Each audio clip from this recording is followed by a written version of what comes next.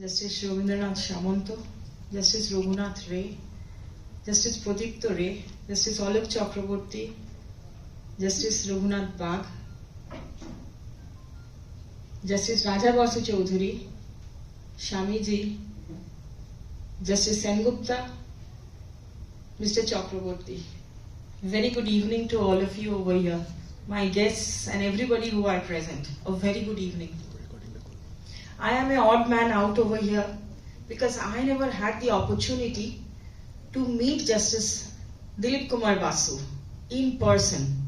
I have seen him in court, so I have to use a small note to speak about him. Today is the occasion as the formal release of a commemorative souvenir on the 3rd death anniversary of Justice Dilip Kumar Basu of the Calcutta High Court.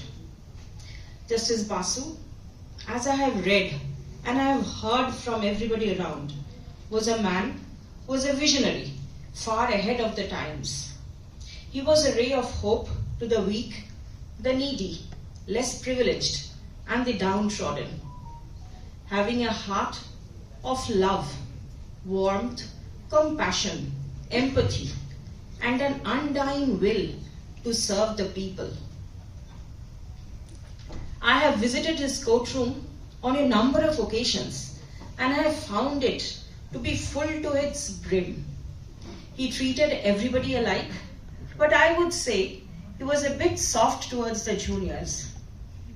His lordship was so relief-minded that the advocates would throng to his courtroom.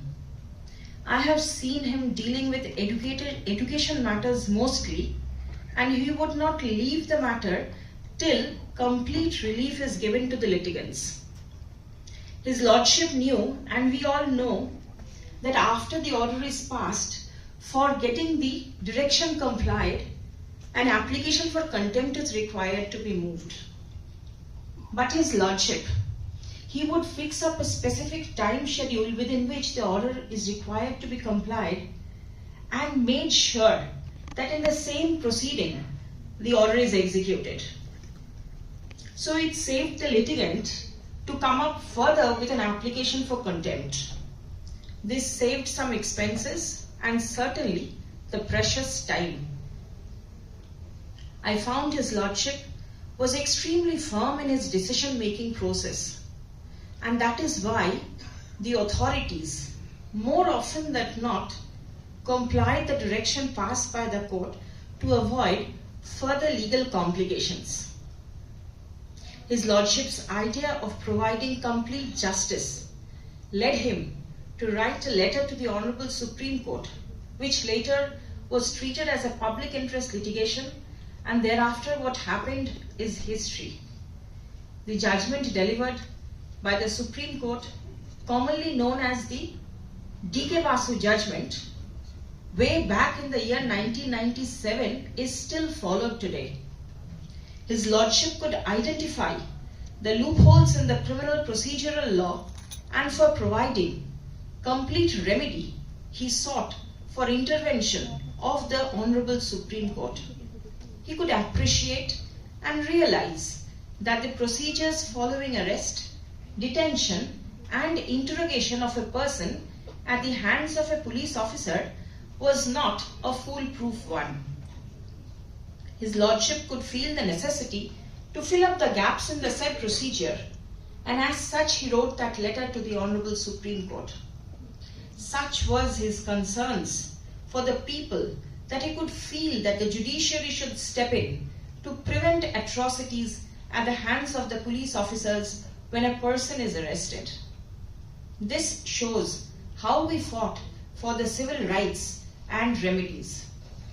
What a strong believer he was of personal liberty. There were many honorable judges before and after him, but none could feel the issue, the manner in which he felt it. And he not only stopped there, he took it up to such a level that the benefits goes out to the masses. Anyone who is championing the cause of social justice will know how effective and how beneficial the directions passed in that matter was. His Lordship was a pioneer to provide legal aid to those who required it the most. The Legal Services Authorities Act was utilized by His Lordship to reach out to people and deliver justice the manner it is required to be done. There are many laws which are not known to the people or to the litigants, and they do not benefit from them. But His Lordship made the best use, and I would say the optimum use, of the Legal Services Authorities Act. And within the framework of the Act, His Lordship provided service to mankind. His Lordship spearheaded the Lok Adalat and the legal aid movement in West Bengal. His Lordship also had the foresight to realize that the prevalent manner of dispensation of justice, that is the adversarial system, was not enough to handle the pressure of litigation in the courts.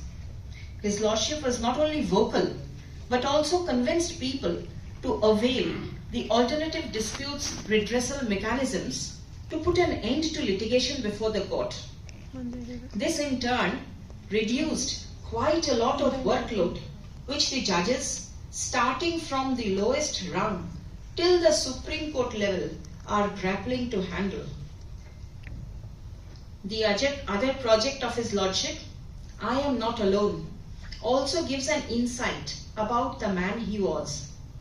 He was concerned about the aged and the elderly, who at the twilight of their lives are left alone to fend for themselves. A helping hand, an emotional touch, few words of compassion, and a couple of minutes provides immense solace to these people. His Lordship reached out to that category of persons also. I got to learn that His Lordship during the weekends, despite busy and tight time schedule, made it a point to visit the districts to oversee whether there was any requirement and scope for improvement of the projects that he was handling. His soft behavior and his endearing smile was the key to reach out to people's heart, and this is how he got access to people's mind and delivered what was required from him. There are other speakers who will be able to give you their first-hand information and anecdotes about His Lordship. So I would not take much time and would like to end here. But before signing off, I must say that I couldn't resist the temptation to attend this program because of the choice of the venue. I have never had the opportunity or the occasion to visit this great